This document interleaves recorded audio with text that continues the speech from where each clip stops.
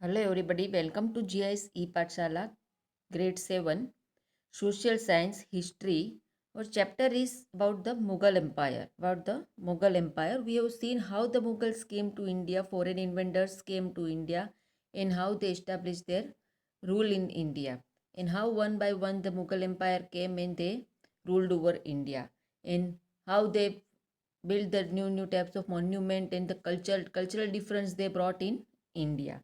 Now we will see the Mughals relationship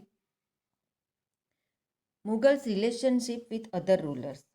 See, take a look at the one. Once again, you will notice that the Mughal rulers campaign constantly against the rulers who refused to accept their authority. But as the Mughals became powerful, many other rulers also joined them voluntarily. See, Mughals were doing the campaigns and there were rules against refused to accept their authority. Those who were refusing to accept their authority, they were doing war with them. But as the Mughals became powerful, many other rulers also joined them voluntarily. Means as the Mughal rulers became powerful, many other rulers joined them voluntarily, means willingly they joined them. The Rajputs are a good example of this. See, the Rajputs are the good example of this, means the Rajputs joined with Mughal Empire willingly. Many of them married their daughters into Mughal families and received high positions. See, many of them married their daughters, Rajput's daughters were married in the Mughal Empire and they received high position. But many resisted as well. बहुत सारे ने इसके खिलाफ भी थे और जिनको अच्छा लगा उन्होंने उनके साथ अच्छे रिलेशन बनाए. The Sisodia Rajput The Sisodia Rajput of Mewar refused to accept Mughal authority for a long time. The Sisodia Rajput of Mewar refused to accept Mughal authority for a long time. Once defeated, however, they were honorably treated by the Mughals. But once Mughal Empire defeated the Sisodia Rajputs, but after defeating the Sisodia Rajputs, the Mughal behavior was very noble and honorable.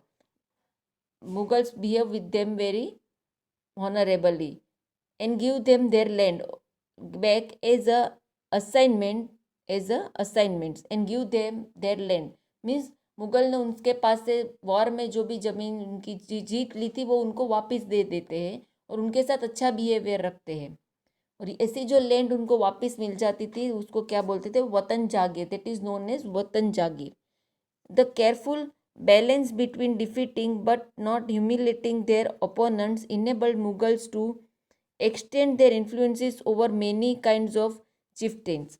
So, बहुत सारी जगह पे what they did, they were defeating the ruler, but after defeating their behavior is very good. So, because of this type of behavior, they extended their rule. Mughals extended their rules, but it was difficult to keep balance all the time, but it was not possible that all the time these things will happen and it is balanced.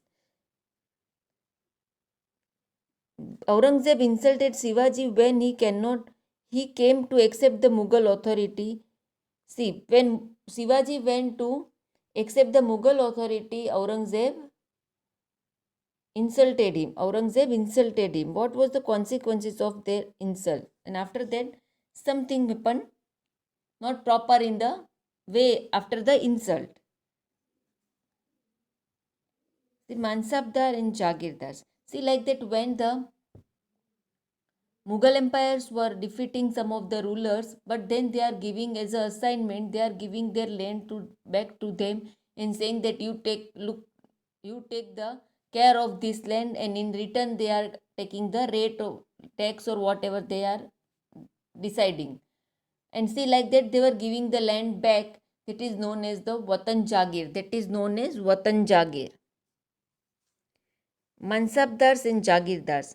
As the empire expanded to Mansabdar and Jagirdars, as the empire expanded to compose different regions, the Mughals recruited diverse bodies of people. Means as the empire expanded, they appointed the different bodies of people. Means we are making some of the things that this committee is there, these people are doing looking after this work only, like that they extended they as the empire extended, they composed different regions, and Mughals recruited diverse bodies of people. For a small nucleus of Turkish noble, they expanded to include Iranians, Indians, Muslims, Afghans, Rajputs, Marathas, and other groups. They, those who joined Mughal services were enrolled as Mansabdars. Those who joined Mughal services, those who have good relation with Mughals, and those who joined Mughal service, it means as a service they are doing there, they are known as the Mansabdar. See, the Mansabdar military responsibility required him to maintain a specific number of sawars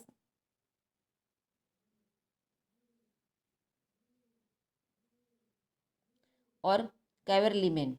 The Mansabdar brought these cavalry men for review, got them registered their horses, branded, and then received many money to pay them as a salary. See, Mansabdars are bringing the cavalrymen and register their horses also. Then they were saying that this many horses we are having, and then they are getting the receive the pay as a salary.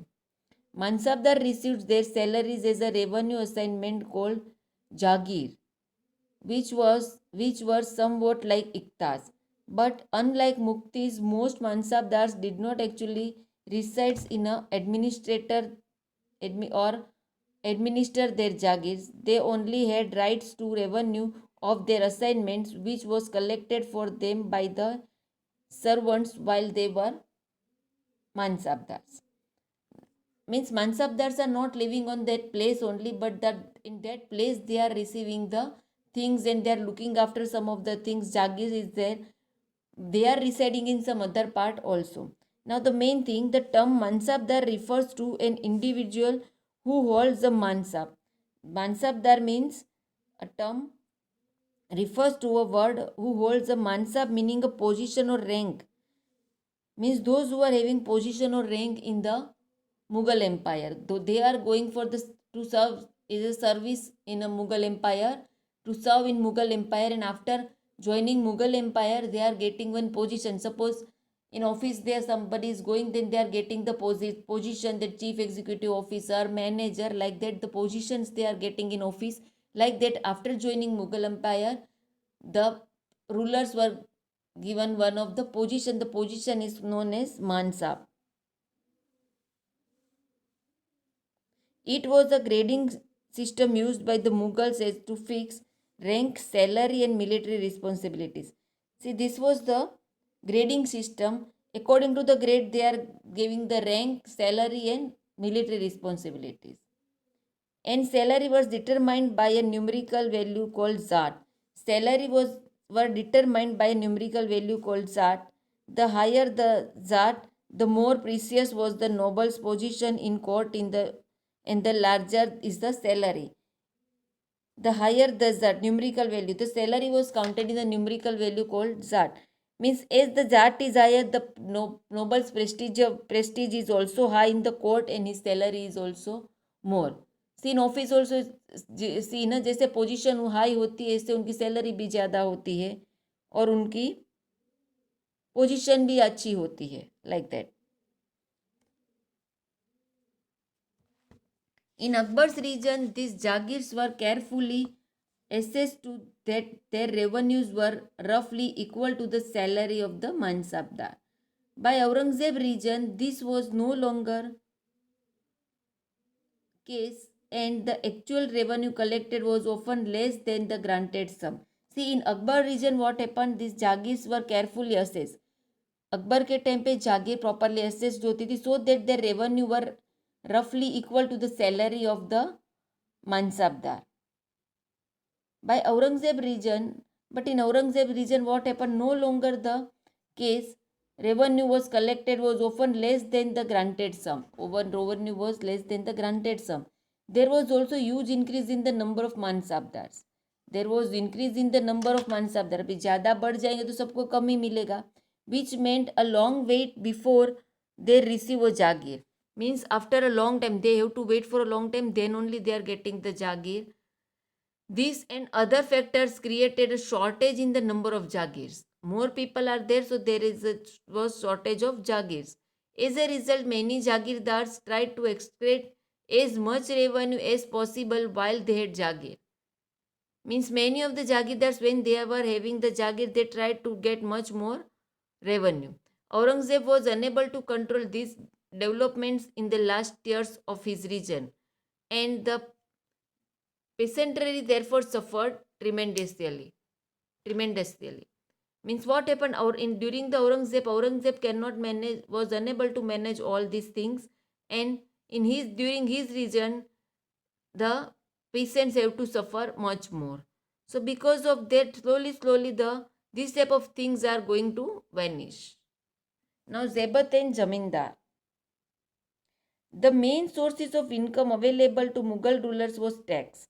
See, whenever we are saying the main source is tax on the produce of the peasantry. On the produce of the peasantry means whatever the production was done by the farmers. In most places, peasants paid taxes to ruler elites, that is the headmen or the local chieftains. The Mughal used one term zamindar to describe all intermediaries, whether they were local headmen of village or powerful chieftains. See, Mughal were using only one word for all the zamindars. In peasants, entitled farmers were giving the tax to the ruler or local chieftain, and they are giving to the Mughal Empire.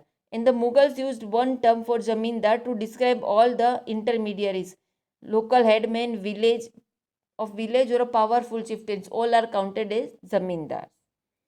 Akbar revenue minister Akbar's revenue minister Todar Mal carried out a careful survey of crop yields, prices, and areas cultivated for 10 years period, 1570 to 1580. See, the Akbar's revenue minister Todalmal worked very nicely. For 10 years properly he did the survey and all the things, and he did the price. Prices were fixed for the cultivation. On the basis of this data, tax was fixed on each crop in cash. Each province was divided into revenue circles with its own schedule of revenue rates for individual crops. Means properly the system was going on. Each province means each area was divided into revenue circles with his own schedule. उनका एक schedule रहता था, इतने time में इतना revenue देना है, ये क्रॉप पे इतना रेवेन्यू देता रहना है, सब रेट फिक्स था और प्रॉपरली सब था. This revenue system was known as zabt. This revenue system was known as Zebat. It was prevalently in those areas where Mughal administrator could survey the land, but it was prevent in those areas. It was possible in those areas where Mughal administrator could survey the land. जहाँ पे land का सर्वे होता था वहाँ पे ये possible था. But what happened in somehow zamindars existed but survey the land and keep the. This was not possible in the province such as Gujarat and Bengal. In Gujarat and Bengal, these type of things were not possible. And afterwards, slowly, these things were not proper, and because of there, some clashes and some movements started, and slowly, these things were vanished from the Mughal Empire. Thank you.